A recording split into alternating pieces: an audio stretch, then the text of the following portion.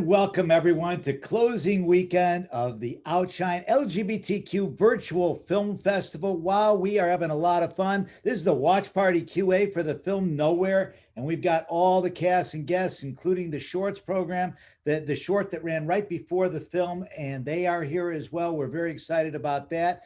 Well, I'm going to bring in my wonderful cohort and my co-host, Chris Vastine, our treasurer. Chris, how are you? Very good. How's it going there, Mark? Can you hear me okay? Good. I know you love this film. I did, yes. Both are excellent. Both are really, really good. The first, we're going to talk a bit about the Gust, as well as then we'll go into Nowhere after we hear a couple of our sponsors, right? I love it. I love it. Well, we are presented by Miami-Dade County and Gilead. So the festival's not over. And if you haven't seen some of the films that played for the last 3 or 4 days, there's still plenty of time to see those films. They're running, like I said, for 3 or 4 days, both in the future and in the past. So tomorrow night is our closing night awards party and our closing night awards film, which is called Single Street. And you still have a chance to vote. So make sure if you haven't voted for Nowhere yet, that you give them your vote, because all these filmmakers will have a chance to be included in the best audience for best feature, best short, or best documentary tomorrow night. It's going to be a great awards party. Bring your own drinks, bring your own food, have a lot of fun. We've got surprises, we've got talent, and it's just going to be a great night. Spread the word, and we've got films playing all day tomorrow as well. For right now, I am very excited to tell you about our community partners. So community partners are people that make our lives better in Florida, make our lives better everywhere. And I can't think of an organization that does that better than the organization SAVE. They are here for us. They are fighting our political battles. They're making sure the right people get in place to put our agenda forward. Let's watch a little video.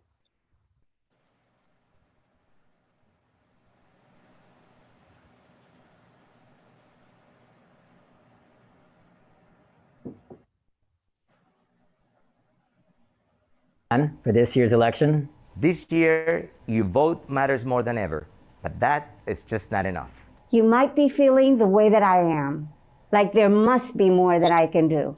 I wake up each day wanting to do all that I can to ensure that fair, pro-equality, and compassionate leaders are elected to office. Voter turnout will be the most significant determinant in making sure we win.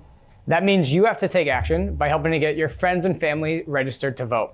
Sign up for Vote by Mail and make sure they submit their ballot on time. Yes, I'm talking about mommy, papi, tia, tío, abuelos, and even your comadre. I'm talking about getting them election ready. You have to make sure that Pat and Neil and the whole tribe are election ready.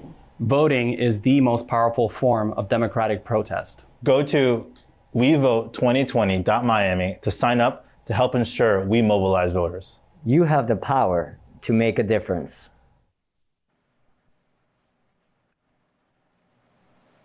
What a terrific short. I love that film on SAVE. Orlando Gonzalez, you are my dear friend, and you do so much to make LGBTQ life better in Dade County and Broward County, actually all over the state of Florida. Tell us about you.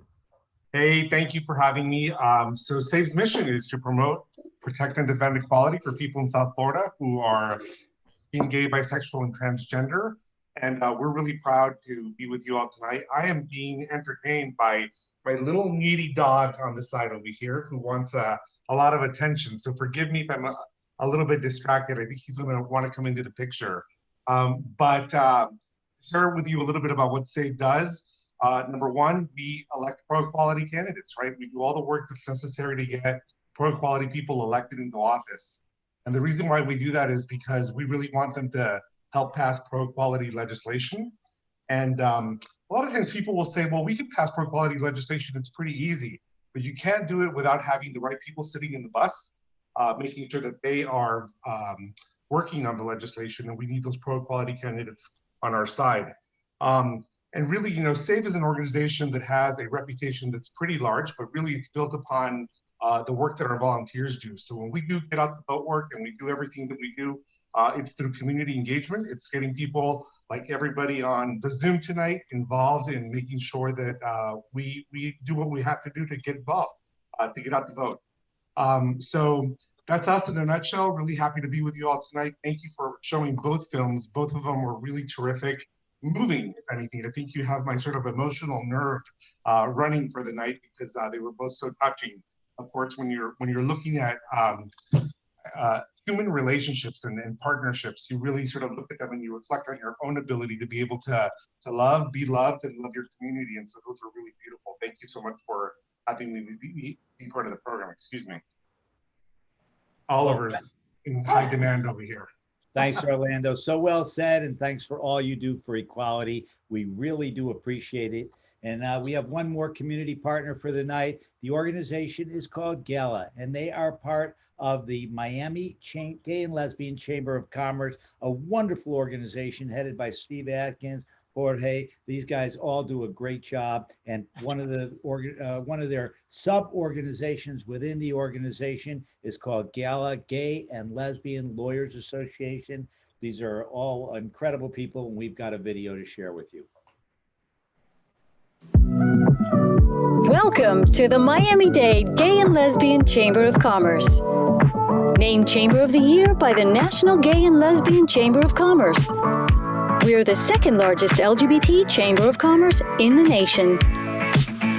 And the county's largest not-for-profit corporation for gay and lesbian businesses. We know the power of a niche market. Comprised of thousands of professionals from both the gay and gay-friendly business sectors, the Miami-Dade Gay and Lesbian Chamber of Commerce prides itself on being the bridge to the economic power of Miami's diverse tourist and local LGBT market. By carefully fostering collaboration and loyalty among our members, for 20 years now, our membership has grown to be as diverse as our beautiful city. Get seen and stay in touch with our member directory and resource guide, and make the most of our social media updates and membership engagement avenues.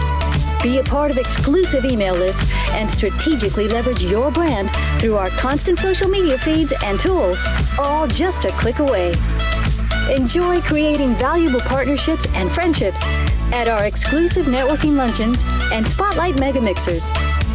And be a part of our many unique programs and advocacy councils making a difference in the community. The Miami-Dade Gay and Lesbian Chamber of Commerce, celebrating 20 years of business excellence. Be a part of it.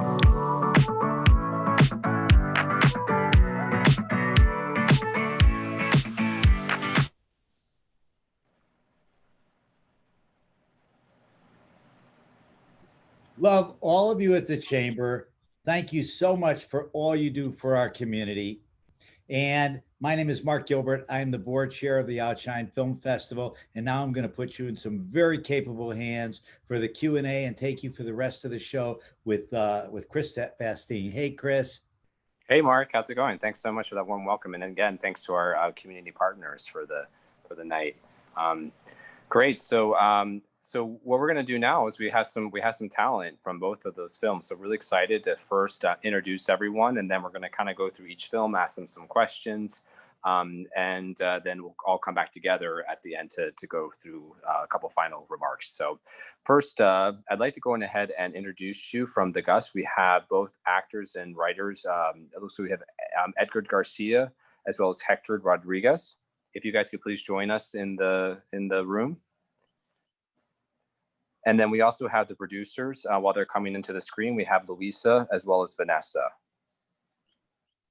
I think you guys need to to share your screens as well as just unmute yourselves and just say hi to us for a second. Yeah, we're here, Hector and Edgar. Perfect. Hello, everybody. Great. Hello. Hello, hello. Great. So hang tight. I'm also going to bring into the room as well from Nowhere. We have co-directors Francisco Salazar as well as David Salazar. And we have the actors Miguel Gonzalez, who plays Adrian. We have Juan Pablo Castiblanco, who plays Sebastian, as well as Nathalie Rangel, who plays Stephanie. So please join in and say hello. Hello, everyone. Hi, guys. Thanks for having us here. Yeah, we're happy to have you. I'm so happy to be here. We're excited to have you guys. Great. So everyone from Nowhere, we're going to put you in the, you go ahead and I guess mute yourself as well as close your screen. And we're going to go ahead and get into some questions for the Gust.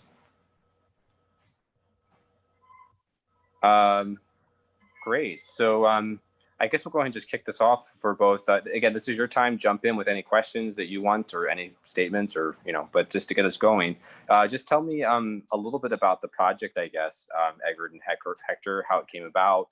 How did you find the talent? And, the floor is yours.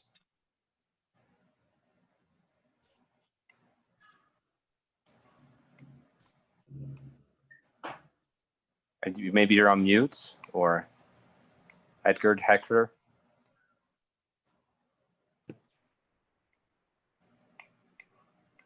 I think they got kicked out of the room. They should be back in just a second. Oh, they did? Okay. Luisa, Vanessa, are you both still there? Yes, we're here. Okay, so maybe while we're waiting for them to come back in, maybe you can kind of start this question about how the production came about, sort of kind of what your role was in the film, and kind of what it was like. I think it's like the aftermath of Hurricane Maria. Is that kind of what the story takes place? Yes. Yeah. So take us to kind of how the production went. Well, okay, this is a story, as you say, after the Hurricane Maria. Here is Edgar. I think Edgar can talk a little bit more about the story, and then I will talk about the production part. Great. Sounds good. Yeah, we're just asking how Edgar and Hector were just asking, tell us a little bit about the project, how it got started, and sort of what was the inspiration. The inspiration was we went through Maria, and a lot of older friends of mine, older meaning like my age, 40s and 50s, were alone through the whole thing, and very difficult situation and very fragile.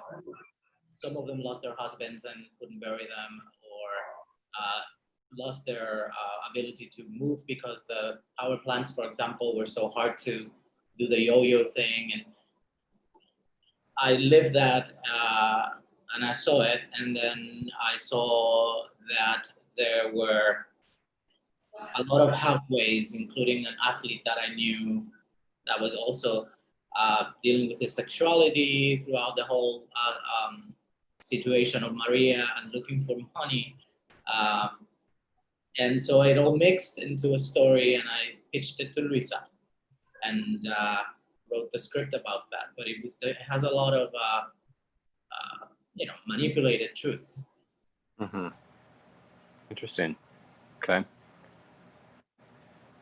And how is it that in the actual plot, I guess, so how is it that actually the two characters like know each other, like they kind of live in the same building, or it's like you just, because I think at the beginning you see Rafa playing basketball or playing, but and then it's like below the apartment for Adrian's apartment. So how do they come in the story to come to know one another? Yes, that's interesting because it was a neighbor situation. Rafa, who's Kike,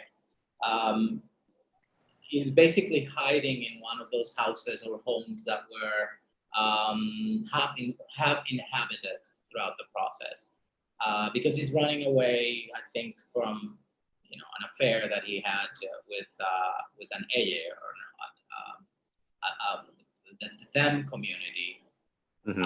And so running away from his sexuality, and then they're neighbors, but he's there and he's not there, and that happened a lot. As houses were emptied, some people moved in, we didn't know who they were, and so they weren't real neighbors, they were temporary neighbors in the whole process of Maria. It was very interesting situations that I saw. And Rafa lived in there for maybe a few weeks, hiding from, selling drugs and hiding from his lover, who is part of the gay community that was left without a home. And the people who were living lives in the middle because they couldn't perform in their spaces. They were all torn. And they were not accepted here and there because they couldn't live as men or as women. They just couldn't do themselves even makeup or hair or anything. So That's that part when they come looking for him, and he was hiding from everything. Yeah. No, interesting. Yeah, we also obviously we're in Miami, so we know very much what it's like dealing with a sort of post-hurricane. Everyone's just like, it becomes like this horrible scene where everyone's trying to just put the lives back together and get some sort of normalcy. But I think it's within that you also kind of see friendships build, or these different types of relationships. So it's, take us from like, so he goes from, I guess, essentially Rafa goes from essentially like squatting the house next door to them becoming friends and this like kind of very intimate relationship. Maybe can you take us through that a little bit more? Hector, do you want to talk about that and how he became he was hiding in that house and then he started eyeing the neighbor?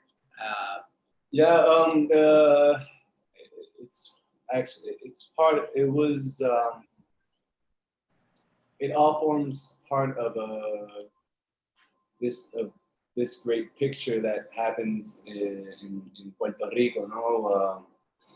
That is this situation where you're surviving not only economically but socially, and then you have the necessity to you don't have any more drugs, you don't have anywhere else to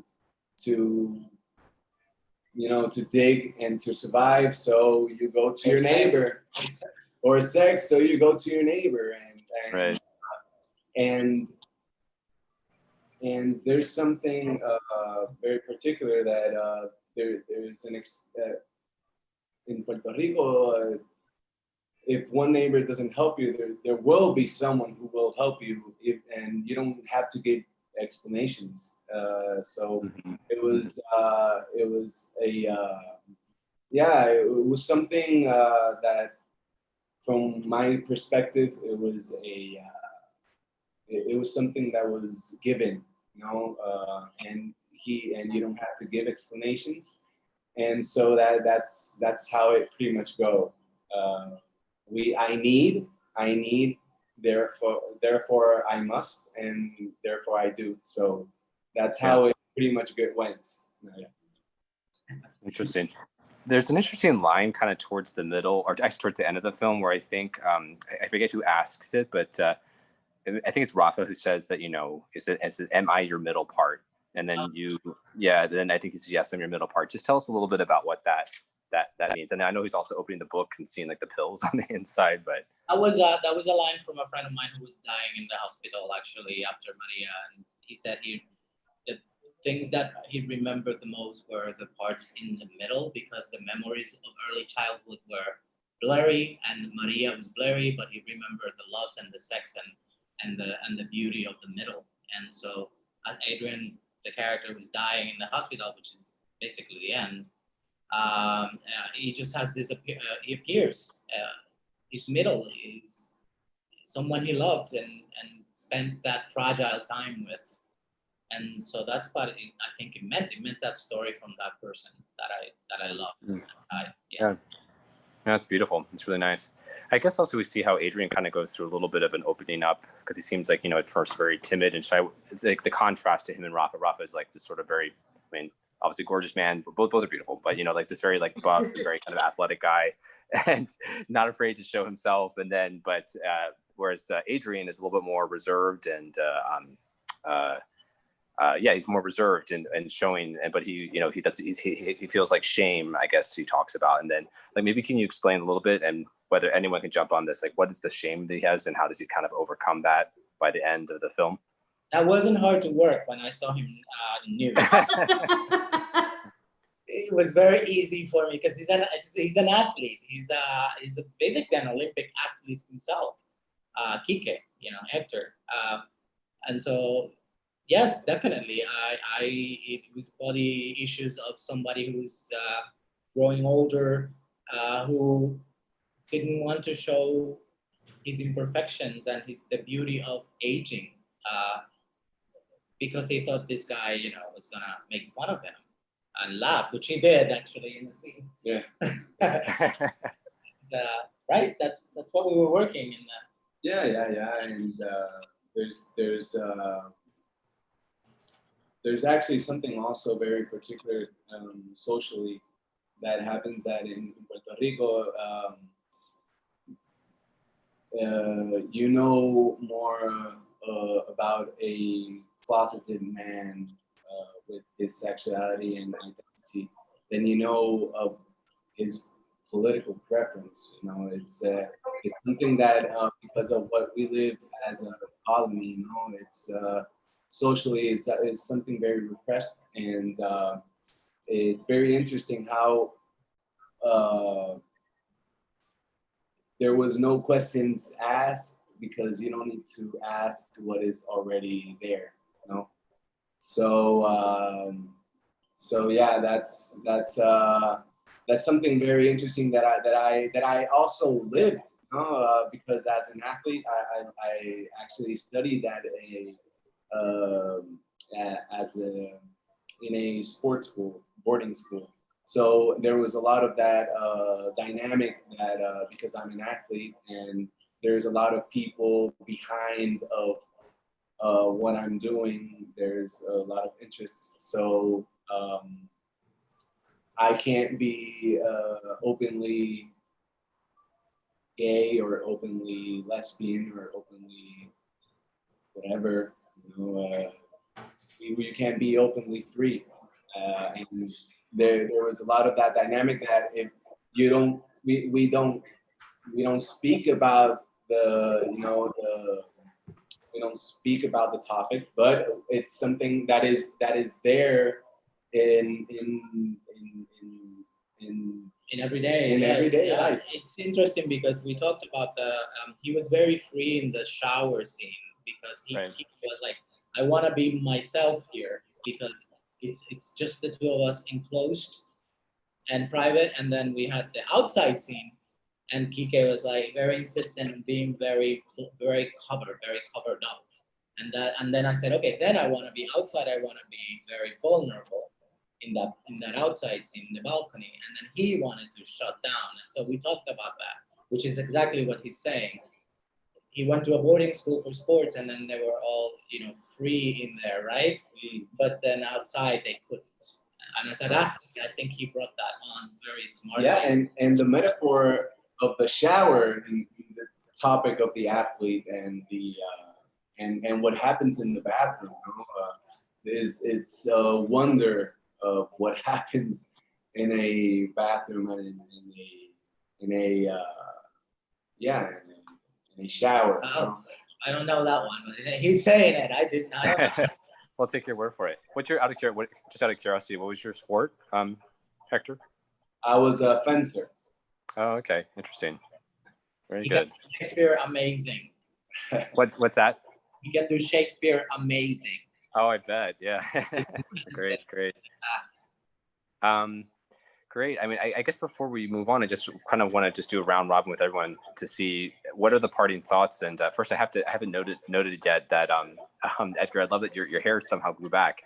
Yeah, it's that thing that Luisa sent me from Colombia. I know. Yeah, it's like magic. Right? This is my real hair, actually. Okay, cool. Yeah, maybe we can start with Luisa and Vanessa. I don't think we've given you a lot of airtime, but maybe to tell us what any parting thoughts or anything you really would want for people to take away from this film. Guys, thank you to everyone that is here. This film really, for us as producers, wow. First was very challenging. We did it with no budget in 4 days, and it was like a huge challenge. We did like 7 people, including the actors who were doing also lights and sound and everything at the same time. But I think the most important thing about the Rafaga is that we can still tell love stories, that we can tell our own stories, no matter like what the situation is, how we can take this beautiful story after a hurricane. Like stories are in our lives every day, you know, and I think the important thing of La Rafaga is that Adrian and Rafa meet in this nowhere situation, and then find each other. And at the end, even they cannot be together as a couple, but as you say at the beginning, Chris, you can find friendship and support. And I think we're just talking about the stories, love stories about our community, and I think it's important to keep in mind that we need to keep telling our stories. I think that's the most important part. Great. Vanessa, anything you'd like to add to that, or? We're good. We're good. I agree with Lou. Everything she said, right? Yeah, it's perfect. Great, great. Yeah, I do I want- think I'm sorry. Yeah, one thing that I want to say is like for us was such a pleasure work with this kind of actors because like the environment of the set was so magic and they did it with a lot of respect, and for us was such a pleasure to tell this story. So thank you very much. And to add something about it that just Bunny point out is that in that specific scene in the bathroom, I remember it like yesterday. They were just there talking, and I was doing the sound. We have our camera, and Bunny was in the corner with another little camera, and we were just crying all the time. And really looking at how these two men just put everything there together. Edgar, he was directing and acting, and he was producing as well. He is amazing, and I have never seen him acting before because I worked with him. He was my boss and our boss, before I was always his producer. And then we saw him acting, and with Bunny, we said like, wow, we just so happy that we are around so like this amazing talent and these amazing people. With Edgar, we not only are good friends, but we also admire him so much as a professional because, I mean, you can see it in the film and you can see it in Hector and in Jafet and in Guille, like amazing actors, an amazing team. Like it was one of the best experiences that we have had as producers with our company. Yeah, fantastic. I'll put the same question over to, I guess, to Edgar and Hector, but maybe first, Mark, I can't really see the screen. Can you tell me if we have any questions from the audience, specifically on the Gust, before I kind of wrap things up with Edgar and Hector?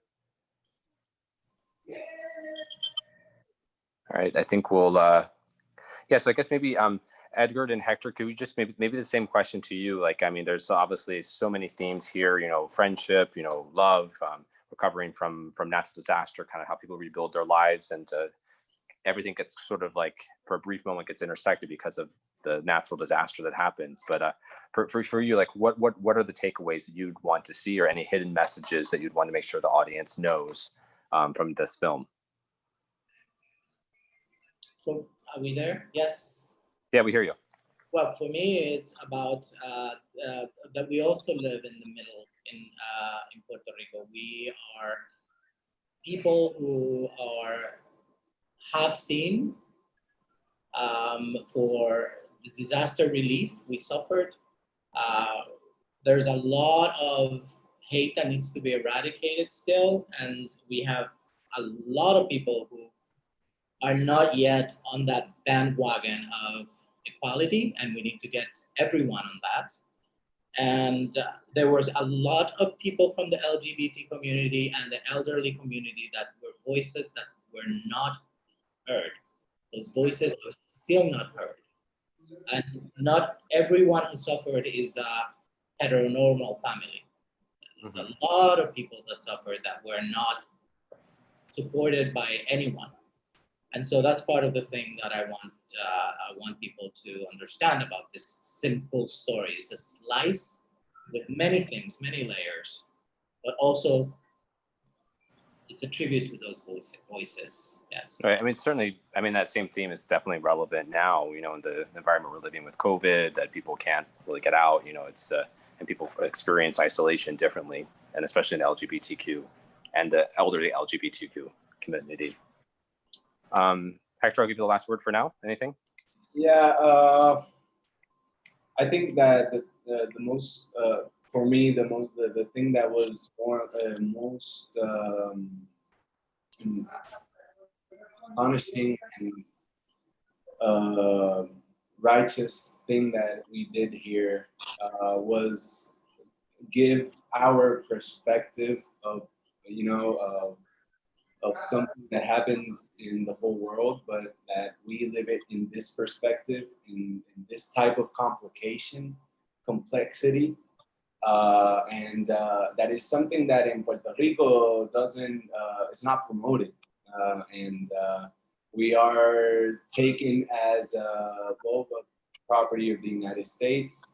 So they assume that we live a similar reality, which is, we all live a reality. It's violence, it's a racial issue, it's oppression, but we live it in a different way. And it's important not mostly for other Puerto Ricans to understand, especially the ones that live in the island, to understand that we live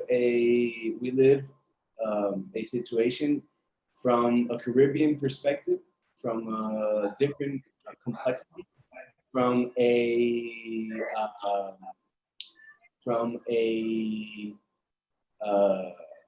carencia, yeah, with a lot of character. We live something that is, yes, it happens in the whole world, but it happens in a particular way in Puerto Rico, and that duality that you can see in the film.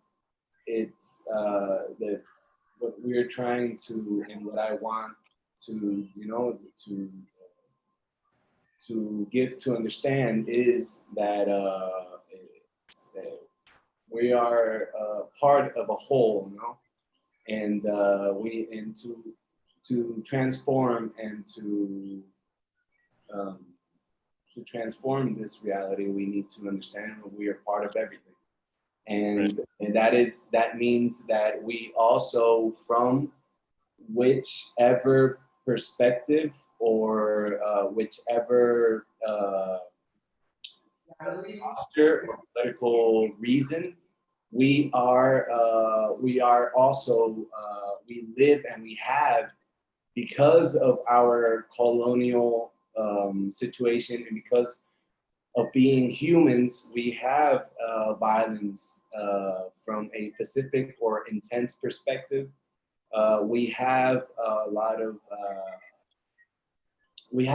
everything, and we need to understand that in ourselves before we want to overcome it outside. And as Puerto Rico, as a colony, it's very important because it's something that if we don't understand it as Puerto Ricans, as New Yorkers, as Puerto Ricans in Chicago, as Puerto Ricans in Cleveland, we won't understand the essence of us being Boricua. And so that's what I wanted to give to understand. Yeah, no, for sure. I mean, it's a really unique perspective. I mean, like you said, American, but also, from the island, as well as, it's very different experiences. And I think the film really does an amazing job of kind of just highlighting, yes, it's a gay story, but it's also, just a story about this place, and really just as a symbol of a lot of kind of these very complex forces and history and things. So, well, this was amazing. Don't go away, because we're gonna talk for a few minutes with the talent from Nowhere, and then we're gonna bring everyone back to kind of bring some questions. But yeah, thank you so much to Edgar, Hector, Luisa, and Vanessa. This has been amazing, and we'll hear more from you in just a few minutes. Thank you, guys. Thank you. Great. Thank you. Great. So for those of you just joining us, we're going to switch gears now and move over to the film Nowhere. And so just as a reminder, we have co-directors, Francisco Salazar, as well as David Salazar.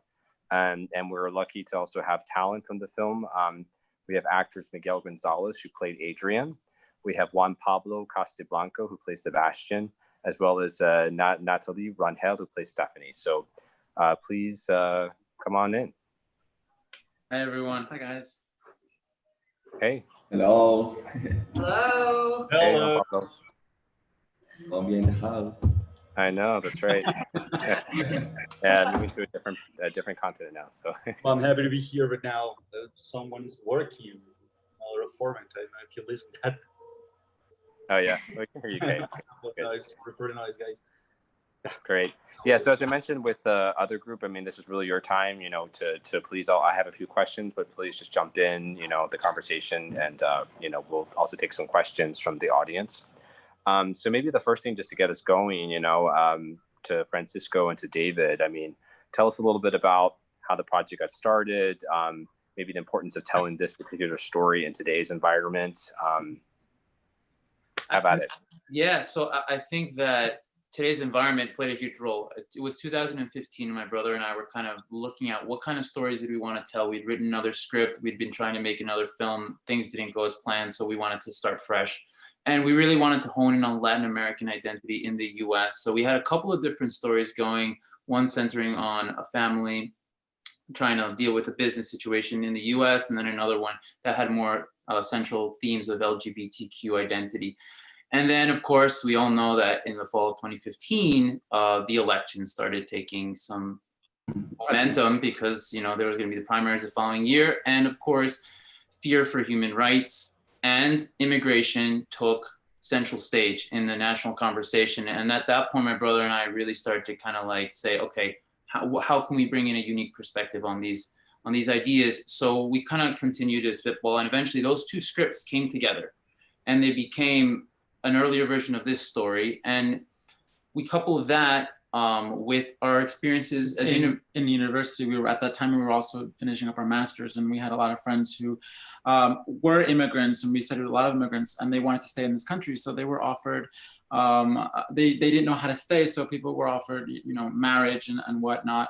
And, and we coupled that with our own personal journeys and our own personal relationships in order for it to create the whole story that we and so from there, it just kind of snowballed. And over the course of the entirety of 2016, as this election campaign is going by, we're writing this story. And it felt very timely at the time. We felt very passionate about coming up with a story in which our central characters are really grappling with this sense of conflicted identity, professionally, emotionally, sexually, in their relationships, in terms of where they live.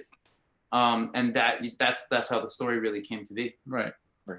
Yeah. Fascinating. Just as a question, so where are you guys based out of the US, or are you guys based in we're based right now, we're in New York, but we travel back and forth between New York. Yeah, especially for the production of this film, we were Gotcha. And Miguel, Juan Pablo, Nathalie, where are you in Colombia? Are you in the US or? Yes, Colombia. Colombia. Okay, great.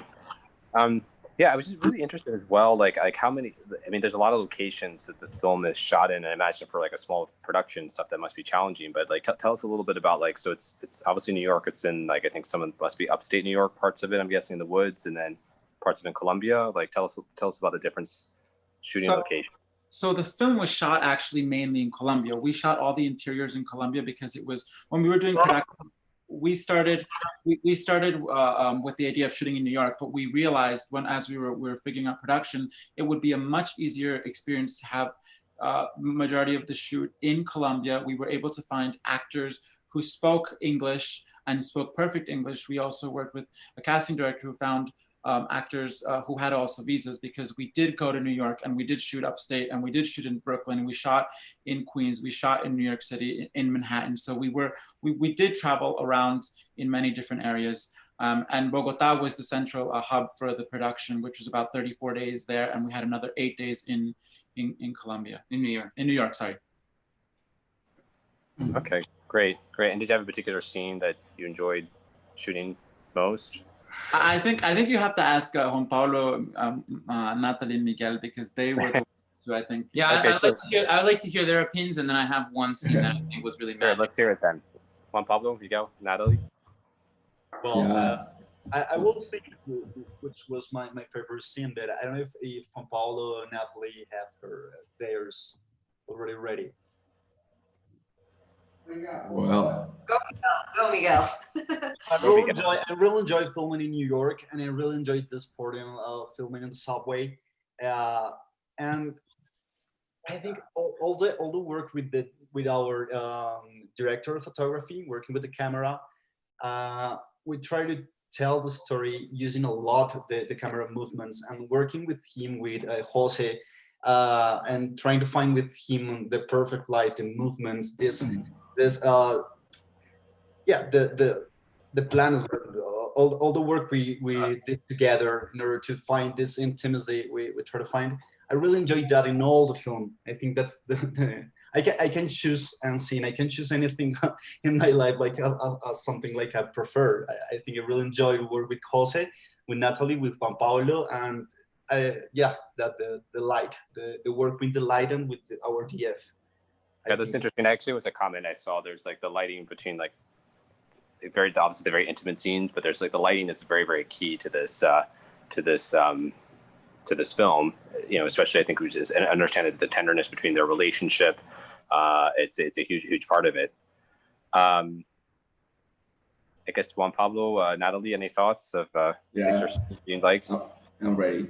Yeah, I'm gonna say that I always say that everything about this film is such a big experience for me, but everything about New York was magic because it was new, and all the things that I experiment in this place and work with Nathalie and Miguel was such a big gift of life for me, because it was my first time in a lot of things.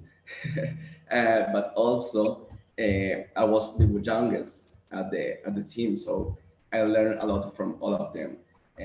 But definitely New York was incredible, and also work with Nathalie in Colombia in a lot of our scenes was a really good experience, because she's so talented, she's so kind, so we could play a lot with our scenes, and I think that she's a character that is really important in our story about Adrian and Sebastian. So she gives such important, I don't know how to say that, point in the story to make everything possible or to change what is happening.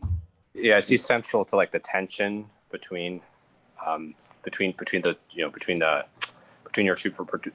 Seba as well as Adrian. I mean, you know, she's that kind of, why can't you just be the solution to help us like continue this like life right now? Yeah, well, I would say that there's not a particular scene, like a favorite scene. I think, you know, acting is all about, and directing and producing is all about a teamwork. And I think that's the most important thing. And I think that the amazing thing about this film as well is, you know, you had an amazing casting crew, you had an amazing production team, amazing directors that also allowed us, you know, to investigate and to get more deep into these characters, and as well as all the actors, and Miguel and Juan Pablo, and having Francisco and Juan Pedro as directors. It was amazing. So I think that's what the best thing about a film, or about theater, about everything, about acting, is to have a great teamwork. And I think that's why you can't choose a favorite scene, because the whole process, it's like you start developing that character, and you start knowing all these amazing crew that helps you to build a movie, because it's not only about one actor or two actors, it's about, you know, a whole team that makes an amazing film. And I think so, I don't think there's a favorite scene. I think there's an amazing team. I wanted to add on to that point exactly, because one of my personal most memorable moments on this production was the scene between the three of them when Sebastian and Adrian go to ask Stephanie to marry Sebastian so they can keep the visa. And I won't forget that shoot, because that day, because it was a long day, and that scene was the end of that day. and something wasn't working. We rehearsed it, we went on set, we started shooting it, and it was not working. And I think everyone was very stressed out, everyone frustrated. And so we stopped. We stopped shooting that night. And we said, you know what, let's stop. Let's figure out a day where we're going to shoot the scene. Let's rewrite the scene so it works for the three of them, because I think it was really important, because we do like to give the flexibility to our actors to be able to work with the scene and work with the script. And so we went back a few days later, and we had rewritten the scene a little bit, but when we went on set, the three of them just took that within minutes and they just owned it. And the scene, I'll tell you, the scene really works in the film right now. The version before that, it's night and day. And that's one of the things that I think is a testament to the teamwork, because the entire crew was game for that. Everyone was like, we needed to get that scene done that night. And they knew how important the scene was. And so they said, we're gonna do it, and we're gonna do it right. If we're gonna do it right, if we're gonna have to reshoot it, it's better to do it correctly. And everyone played a part. I completely forgot that, guys. I completely forgot that we reshoot that.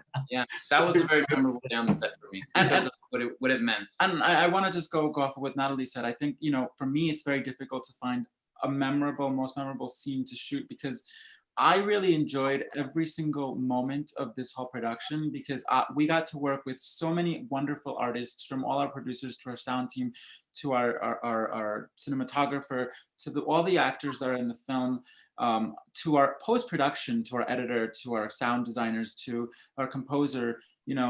Everything about this production was absolutely a great learning experience, and everyone on the team gave it their all. And even until now, they're all giving their all, and they're all working around to promote all the festivals that we're in, and so it's been really a wonderful teamwork. I really have really just enjoyed the whole experience.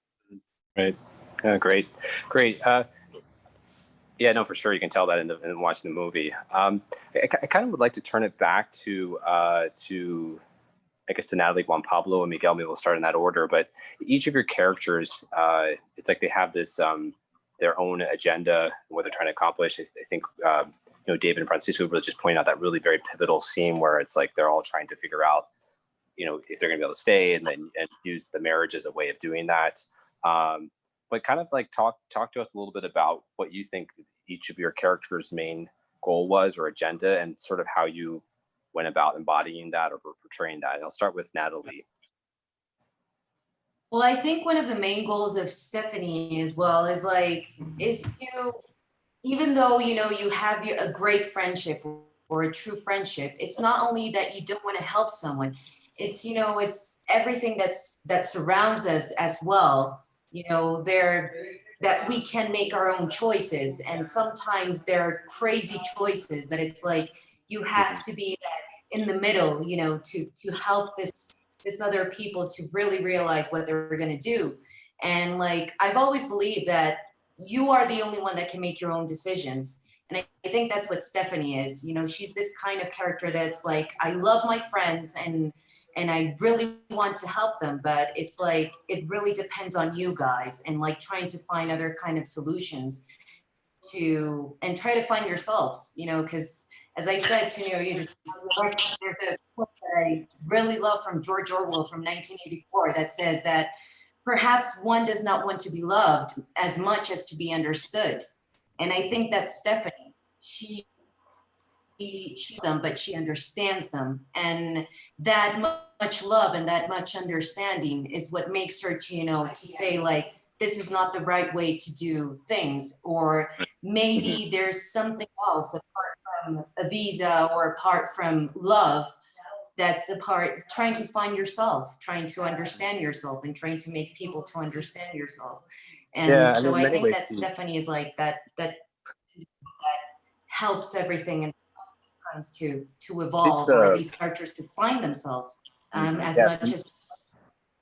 Yeah, for me, she's like the mirror that she forces them both to look at, trying to understand the desire, I guess, of Sebastian, but also I think the person who really has to come around is, Adrian's character, and she's that one has the courage as well as the passion there to kind of make them see themselves. So I guess Miguel, Juan, Pablo, any thoughts you want to share? Yeah, I think Adrian is this kind of actor who's always pushing so hard to have whatever he wants. And all the time I was thinking on that, and he has this agenda of having Sebastian all the time living with him in New York, and he's pushing so hard, and at the end he's losing the one he loved because of his lack of empathy, I think. And yeah, it's how someone is so spoiled, or he's Adrian. I think he doesn't thinking about how the way he's pushing is affecting his partner, and yeah, he's finally losing him. And yeah, I think that's the thing about Adrian, I can say. Yeah, and about Sebastian, I can say that the best part of him is that you can see that he grows and at the story, because he's a character with a lot of contradictions between stay with the one that he loves or follow his dreams, but also he's looking his place because he's feeling part of nowhere, and he wants to be with someone, but maybe that's not the place that he belongs. So it's a character that it us like that you can become a shadow in a world that you could be a rainbow. I always say that because at the end of the day, you find your place and the place you belong when you start to loving yourself. So create this character gave me the possibility to experiment a lot of things and also represent a lot of things in the world, like the Latino community in United States, and also LGBTQ community who is fighting to stay in the US or is looking for freedom. Yeah, great. Before we move on, I think we have some questions coming in, but I'm having a hard time reading them. Mark, do you mind just reading out the questions that are coming through the chat?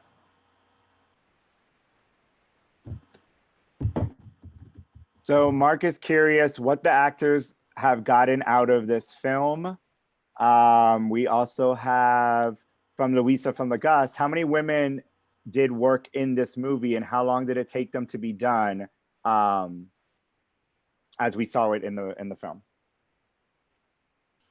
A woman in terms of the woman who worked on the film? Yes, in general, like in the entire production with actress, crew, producers, etc. So our lead producer was a female, Jimena Perez. Jimena Perez Andonov. Our costume designer, our production designers, our casting director. Our casting director, our caterers. We had 2 women. Script supervisor was female.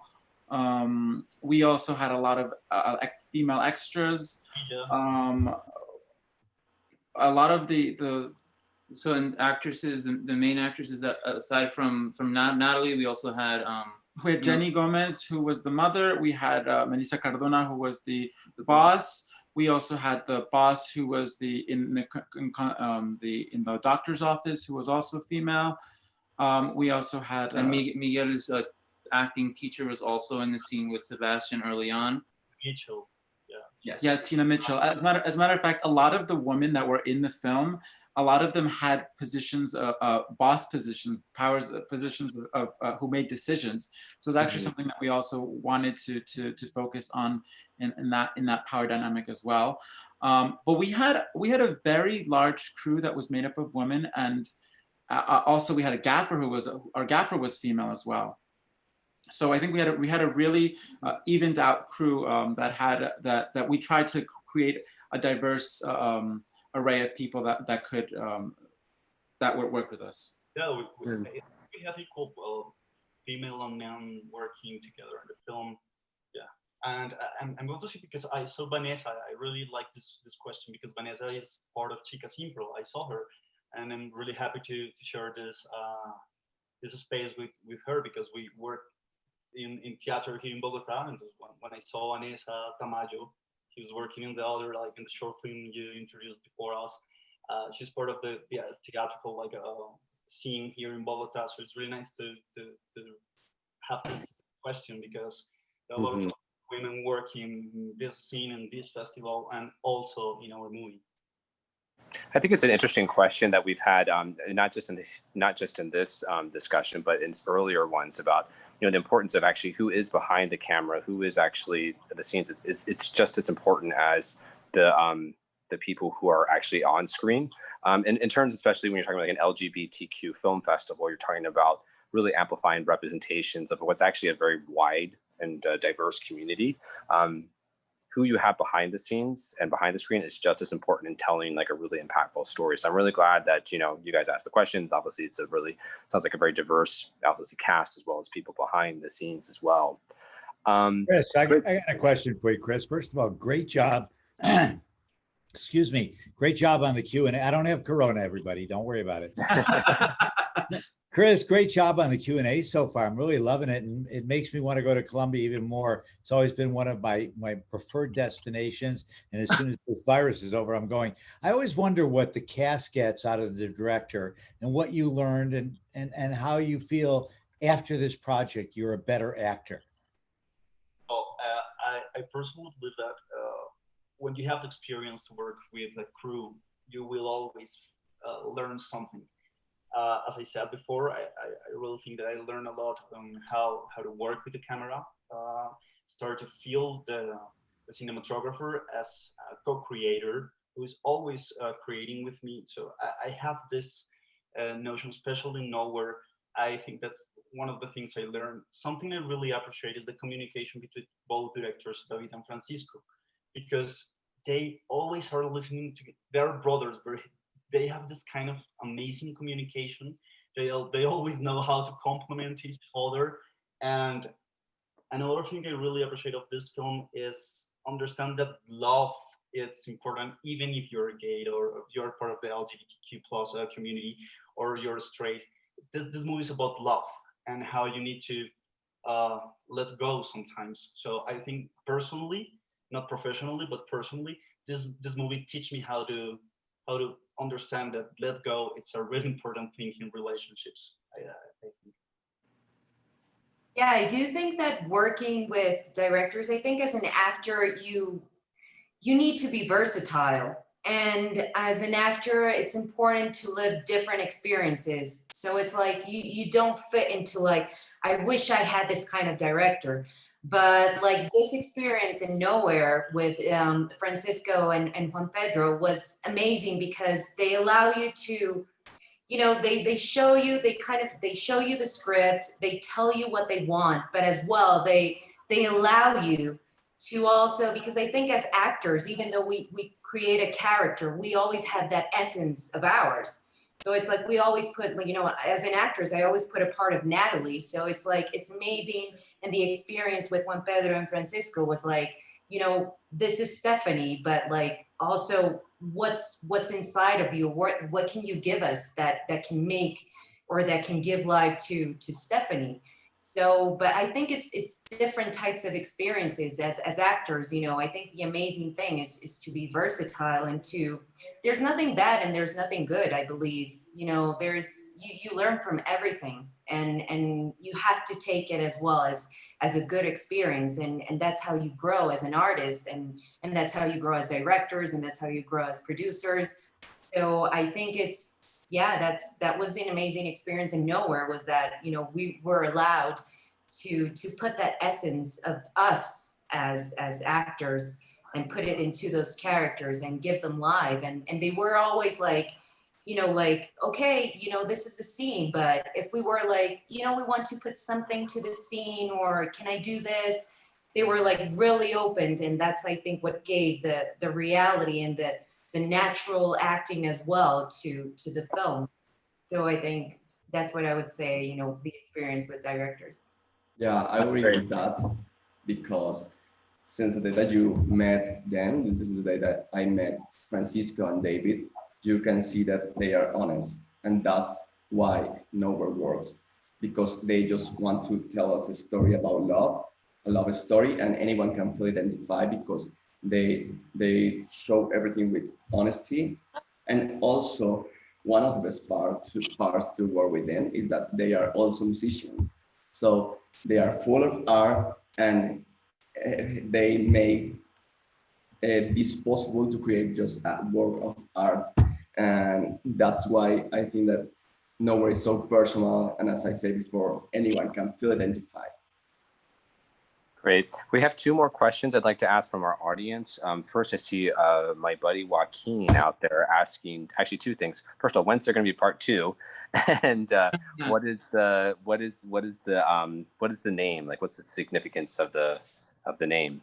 So first of all, part 2, we talked about that, but I think this story in itself is a story in itself, and I think we'll see if part 2 ever happens. But right now, it's itself. So with regards to the title, full disclaimer, we struggle a lot with naming our films. Every single film we've ever made, we always come up with a title at the end. And this was not the exception. And I remember we were just sitting there with our producers and we were talking about what are we going to call this movie? And we were coming up with a bunch of different ideas. It was originally called Adrian and Sebastian. That was the title that the script had. No one liked it, which I understand. So we were kind of working on what are we going to call this movie? And we were talking about the themes of the story. And I think at one point we were just talking about the fact that Adrian's story, Sebastian's story is that he's a character that has no idea where he belongs for most of this film. And then by the end of the movie, he finds a place of belonging, but it's Adrian who finds himself kind of struggling with this sense of direction. Where is he going to go? Where does he belong? And so when the film ends with him looking out into Bogota from up above, he has nowhere to go right now. He doesn't know where he's going to go. He can't go necessarily back to his family because he doesn't know what the circumstances are going to be in terms of the relationship with them. He can't go back to Sebastian anymore because he's already made the choice to let him live his life and move on. And he doesn't necessarily know if he wants to go back to New York either. Right. So Adrian is in this situation where he doesn't know where he belongs. So when you have both of these characters going through very similar journeys in opposite directions, I remember someone at the table just said, how about Nowhere? And we're like, it just fits so perfectly. And we just decided to keep it. Yeah. So that's where the title came from. Great. And just one last question, but I think it's actually a good way to wrap this up. And we sort of hinted it at the beginning, but it's from Jeffrey, and he's asking, so again, why is this story important now? And so, so you can answer that, or also just expand. Anyone wants to jump in. Like, what are the takeaways? What would you want the audience to kind of take away from this story, and why is it important now? Well, I think one of the things that's really important is, for example, the discourse that it creates. Our film just premiered in Colombia, and I know from all of the castmates, from my brother and I, we had really interesting conversations after, because a lot of people who generally wouldn't watch this type of film because of the virtual film festival, because of the space, because of the fact that it premiered on national television, it was able to create a conversation that general public would not be able to have, because this is not the type of film that would really come out in Colombia. Because not only that, but there's around only 5 or 6 films that actually tackle the LGBT community in Colombia. So it's a really great experience. It's a really great way to start a discourse about these topics that can make people uncomfortable, but it's okay to make people uncomfortable, because it's really important to get them out of their comfort zone so that we can change and we can start having conversations and being open and having empathy, because art is about creating empathy. Art is about breaking barriers. Art is about building bridges and human connections. And so, for me, when my brother and I were discussing earlier, it was humbling to hear that our film, and Juan Pablo mentioned it to us the other day, that people that we know that would never ever think to even have a conversation about the LGBTQ community were suddenly having this conversation because they'd seen our movie, and that means so much. I know Juan Pablo told us the other day that he was. And I know Miguel and Nathalie had also similar experiences as well. So I think that they could also chip in a little bit about what they heard and what this discourse has been. Yeah, let's definitely hear from them.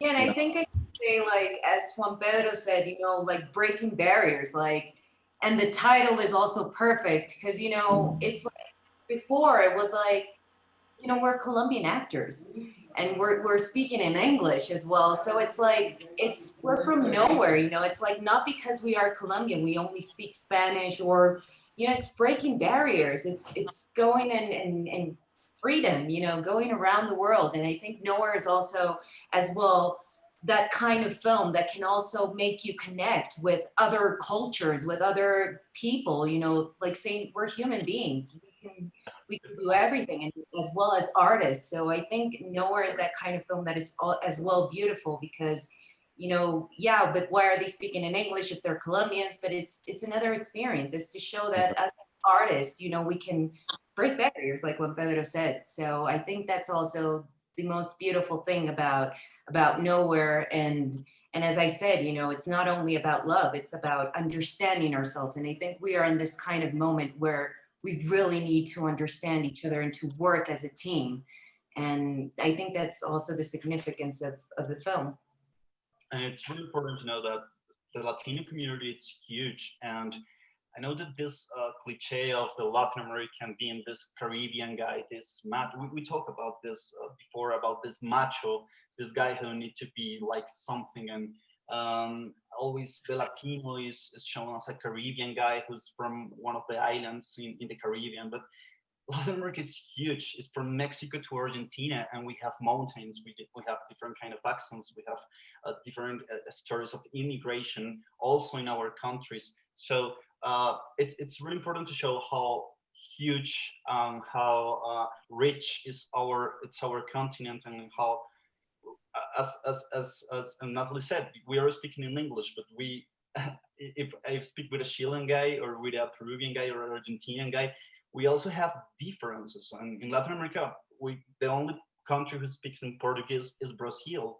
So also it's rich of culture, of languages, of dishes, of food, and everything. And the other thing I think it's important today about our story is what happened with freedom in this country of freedom.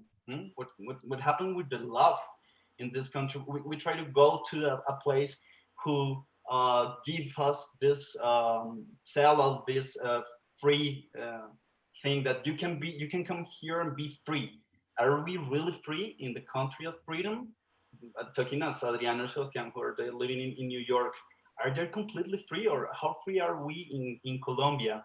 How are the people are free to share their opinion, or be free with their sexual elections? I don't know. So that's things I do not, what Nathalie said, and this, and a lot of questions just came thinking of the importance of the story today. Yeah, great. Yeah, and besides that, I think that we are changing visions, and we are creating like a new environment for the LGBTQ community in our country too. And also we're like expanding horizons in the minds of everyone. I want to share this experience or example that I have days before that David and Francisco were talking about, that I was in a country house with my family, and a lot of people from there have not the opportunity to go to the cinema or a film festival, and they watched the film.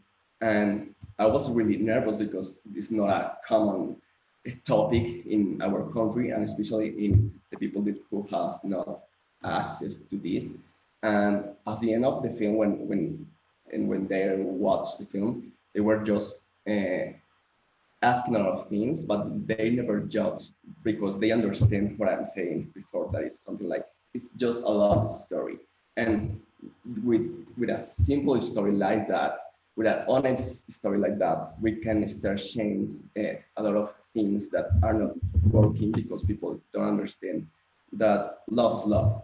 And well, I mean, be part of this and make the process like one of the best experience that we can have in our lives. Because if we are changing just the vision of two people in a place that they never watch a story like this, everything is working now for me. Great. Yeah, it's a great way to end up this section here. So thank you so much to everyone. I'd like to just bring back on in, I guess, Edgar, Hector, Luisa, and Vanessa. Just a couple quick wrap-up questions, and then I think we have a group photo as well. So Edgar, Hector, Luisa, Vanessa, just go ahead and unmute yourselves, and as well as unhide your camera. So a couple questions here, and then obviously Orlando or Mark, if you want to jump in with anything. But I always like to wrap up these kind of talking about the roles of particularly LGBTQ film festivals. We've kind of hinted on it, but would love to hear just be really explicit about it. What's the role of festivals, and especially in this day and age now we're dealing with doing things virtual and having to reinvent sort of what that means to be a film festival. What do you think is the role and the opportunity for festivals to tell stories, especially of the LGBTQ community? And anyone can jump in. Well, I think for one thing, I think it exposes a community that doesn't generally get the same exposure as others.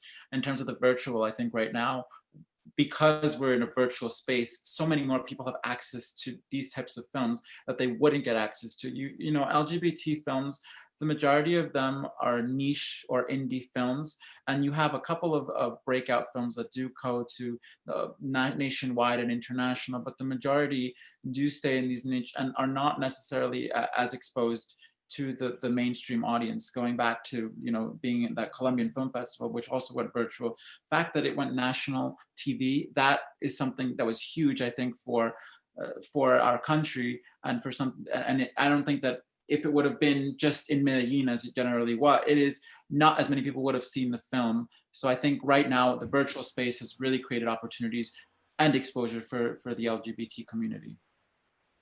Great. Edgar, Hector, maybe you guys can chime in on this question. Yes, I think it's important to support LGBTQ festivals because your support system, life system, blood system, it's a platform that gives the community a chance to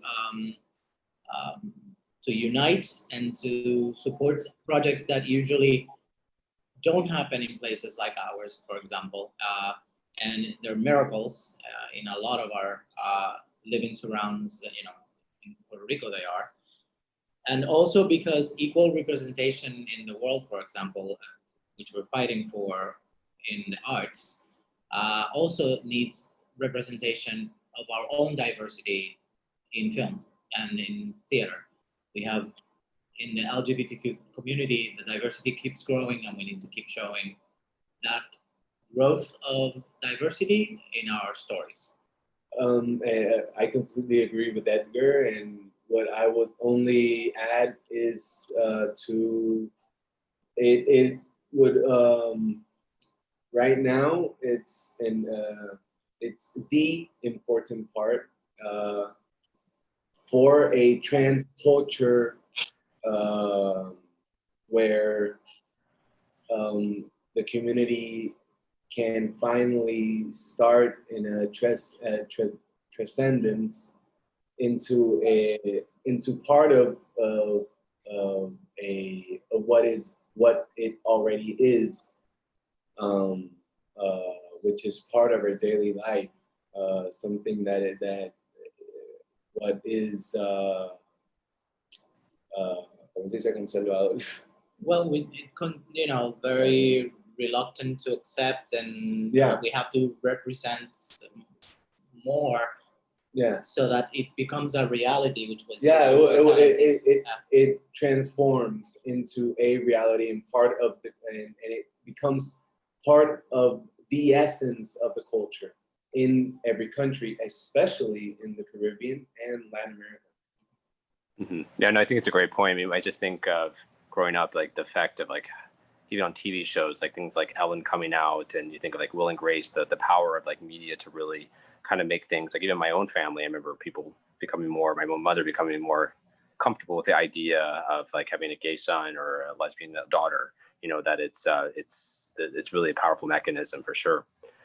I want to add something to that, Chris, just for closing this question. And I think it's a young community, gay, outside, you know, lesbian, bisexuals, trans.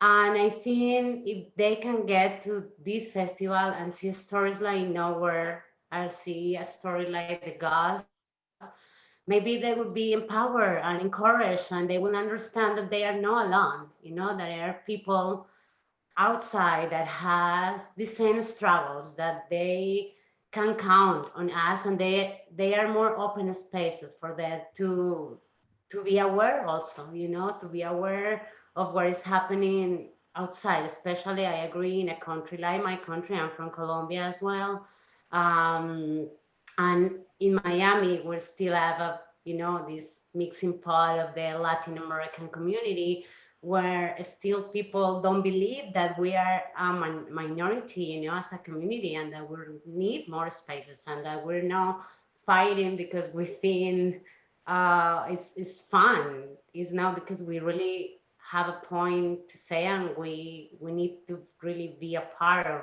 what is happening right now in everything, politics, cultural, the arts especially.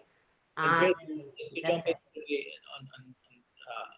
on a very honest point that I didn't mention before, and Luisa reminded me why this happened. Luisa came to our rescue in La Rafaga and Vanessa as producers because half of our crew left the project when they said they wouldn't be present with two naked men in the shower or taking a shower. This is 2019, and half of our crew left, and we had these two amazing women from Colombia come and say, "You're not stopping. We're taking this over, and not only taking it over, we're carrying it through." Wow, that's extraordinary. I just wanted to jump off of Luisa's point. The fact is, you need to be able to be seen on screen. People who identify as LGBT or whatever it is, other races, diversity, you have to be able to be seen on screen, because there's so much that we watch on television and we don't see ourselves. We as Latinos don't see ourselves, and it's important to showcase that. We see ourselves as cliche sometimes. We are the Latino cliche sometimes on television, and we have a lot of other things to share to the world, to the United States, to our countries. We're not just that cliche all over and over again on the television with sabrosura and all that stuff all the time, because we have another. And we do not have all Mexican accents. We all have our own accents, and we can talk with our accents. I really want to say it's like it's really important for communities to have spaces to share their ideas, their ideas, to debate their ideas, to show how they're thinking, seeing, reading the world, their world. And something that is really important is how the community who is together, in this case the LGBTQ plus community, how this community can build bridges with other people in other countries. For me, it was really important because I can I don't know, like extend my sensibility and tell another kind of stories, and that's really important. We need to just be open. I'm really glad to have the first female and part of the LGBTQ plus community a major here in Bogota, and we are having the Ciclo Rosa here in Colombia too, to share these films for LGBTQ plus community. So yeah, we need to keep working and reuniting together and to have this kind of debates and see how we see the world show all that maybe. Yeah, speaking of debate, I think Orlando, did you want to chime in? Yeah. I'll make a comment. So a couple of things, I think that one of the blessings or sort of the curse is coronavirus in 2020, but the blessing is that now, because we're streaming live through all these virtual networks, is that the reach is greater, right? I'm Mexican American from El Paso, Texas, and people texted me and said, "Hey, that movie that you were promoting, can I access it?" Right? Like, that's in Miami. Absolutely. In El Paso, Texas, you can go ahead and see these films as well. So that was really tremendous. I think that the reach is really wonderful. And there's two things I think that I think sort of stood out to me about both films. Number one is that the sex in both of the films was intimacy. It wasn't just, a hookup or anything like that. So I think that the visualization, the representation of intimacy amongst people in our community, particularly Latino men, it's important, right? Sort of like, it's not this machista sort of like, culture that we all come from. There is a loving, caring community that we are part of, and that was really important to see. And then the other one that sort of stands out for me is this idea of intersectionality, right? People always say, what a complicated word, what does it really mean? And sometimes it's hard to explain intersectionality, but the film does this great thing of showing how those intersections sort of come into play, right? With Puerto Rico, it was the sort of the look of the impact of that incredible island, right, that is part of the United States of America and that is still struggling with the effects of a storm. If Puerto Rico was part of the mainland, like there would not be that struggle, and that is BS. That is a complicated part of that intersectionality I think that we need to look at. And then the second, with regard to nowhere, with regard to nowhere, you know, the topic of immigration and the topic of you know, what does it mean to be a temporary worker in the United States, right? Like all of those things, and people will say, well, why are those gay issues? Well, let me show you and tell you that in a story, in a film, and that's how you can see it. So I will shut up. Thank you, you all, everybody who's been part of the discussion tonight. You guys are the people who I worship because you're the artist, and your creativity and your ability to sort of communicate with the world, you know, goes further than what I could ever do, because I'm like kind of a nerd. I'm a square, right? I'm books and text, and you guys are creativity, imagination, and you make things become much more textualized for us. So thank you. Orlando, if I could just take that to the next level, as the chair of the Outshine Film Festival and someone that's been involved in seeing well over 1,000 gay movies over our time, and from all over the world, every corner of the globe, throughout Eastern Europe and Asia, throughout all of Latin America, through through the most remote areas of Latin America with films like Retablo from Peru, to the landscapes of just every corner of the globe. What we learn is that LGBTQ film has a similarity no matter where it's from. It resonates to people no matter where they're watching from. And I think that's really important because our struggles are all the same, yet different, but we all have some commonality in between. And it's important for us to recognize, I think LGBTQ has that one ingredient to bring our stories to life. It allows straight and gay actors to portray characters that are us. We're getting to see us on screen. And that's so fundamental. It's so important. It's so critical to who we are. And it makes us feel better. Gay film has made me a better person. I have learned about my character through film more than I ever could if it wasn't for LGBT film. Chris, you've done an amazing job tonight moderating this. Thank you. Take us home. Yeah. Thanks so much, everyone. Yeah, I mean, this is, I mean, wow, I think we've been going for an hour, but it feels like it's just gone by in a bat of a, you know, just it's gone by way too quickly. But yeah, thank you so much to all of our wonderful talent. You know, again, from the Gust, we had Edgar, Hector, Luisa, as well as Vanessa. And from Nowhere, we had Francisco and David Salazar, the brothers, Miguel, Juan, Pablo, as well as Nathalie. So thank you so much for your generosity. Best of luck to you all. Before you go, though, we do want to take a group shot, and then for our audience, we are going to show you the trailers again, just in case you haven't seen the films or you want to go see them. Definitely go watch them. You've got 4 days, right, to watch them, and then enjoy the films. And thank you so much for everything. Have a great night. All right, so we're going to do that group photo really quick. So everybody give us a wave or a thumbs up, to all the people at YouTube and at home. All right, ready? Hold those poses. And 1, 2, 3. All right, in the name of love, everybody blow a kiss to the camera. All right, ready? And 1, 2, 3. And last one, put your hearts up. Everybody say love, hearts up to the cameras, because tonight is all about love and equality and respect. Ready? And 1, 2, 3. All right, thank you so much, guys. Thank you. Good night, everybody. Thank you all for being here. Thank you. Thank you. Good night. Good night, everyone. All right, good night.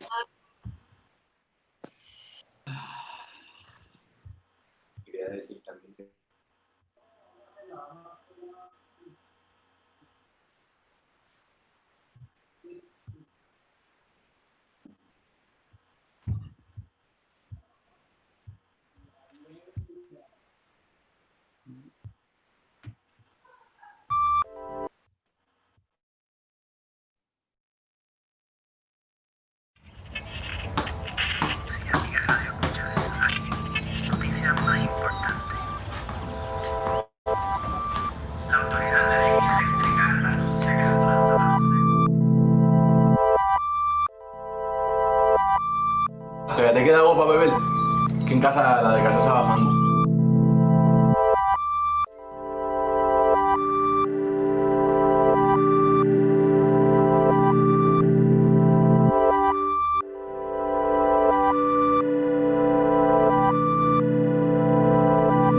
esto no se hace, coño.